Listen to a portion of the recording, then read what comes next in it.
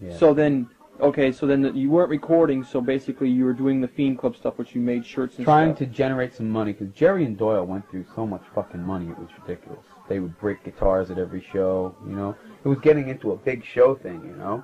And they would break guitars, and be spending money on this and that, and getting involved in drugs more, and the band never had any money. So what I did was make the side money that nobody, you know, could touch.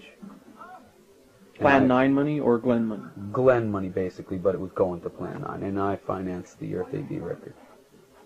Now, did any of the rest of the band, were they involved in the financing of Plan 9 products? At times, but not just Jerry. But was it their own money or money that they had made playing in the Misfits? Both.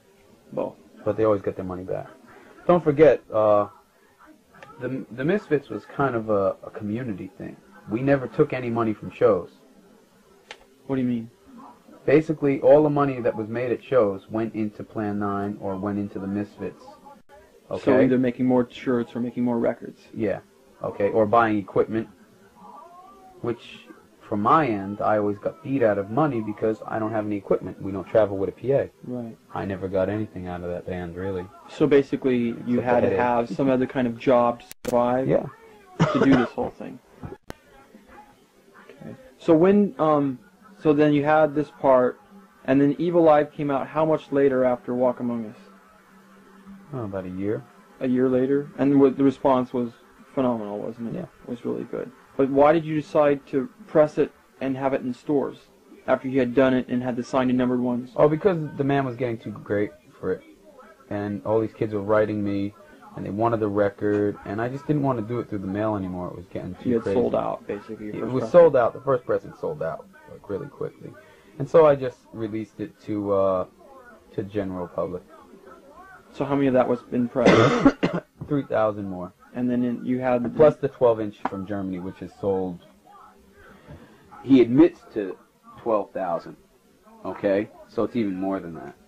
So it's probably about 20,000, I'd say, because everybody and their mom has them here. And Earth AD is about the same? Earth AD, I sold 10 or 11,000 in America of my own copies. Right. And I know that shitface in Germany sold about 15, 20,000. Now, did he burn you also? He didn't. He gave me advances, and he paid me for Evil Live. But he still owes me money on Evil Live, but I've never gotten any money for Earth AD, and I want money from... I'm going to take... I just got to call him. No, again, this is going to cost you more money to do this. Yeah. It's an ongoing process. There's a saying in the business, like the record business, you're only as good as your next release. Right. So basically, you're dealing with these people saying that you're... So the people who are responsible for selling the records and putting them out are the ones who are dicking you over then. The distributors, these so-called labels who license you. Well, right now I'm all cleared up basically with all my distributors. Before you got to this point now, you had that... Oh, yeah, okay. Up until this point, yeah, we had problems with... Basically, we weren't dealing with distributors anymore. Okay? We're just dealing with Slash, and they're dicking us over. Okay, now Aggressive Rock comes along. The Misfits is already broken up by the time Earth AD comes out. And when was your last show? Because I know you played... October 31st, 1983 was the last show, but the only show before that was like August in Boston. And what about the Santa Monica show? That was in June. That was in June? Yeah. Because you guys flew out for that show, right? Yeah. That was your last West Coast show. That's right.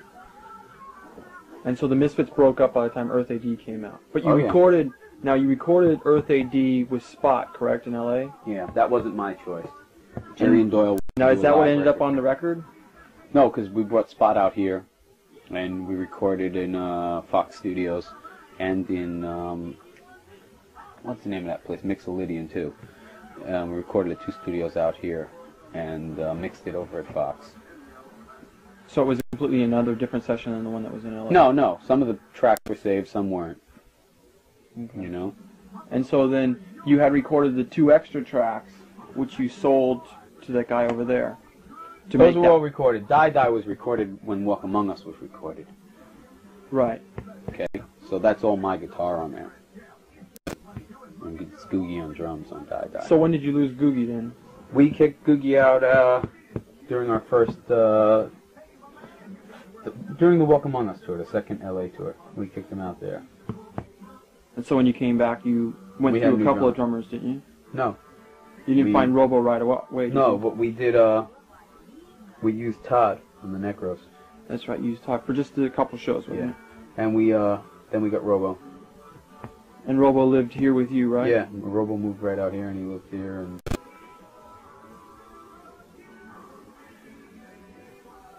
That's the end of Misfits.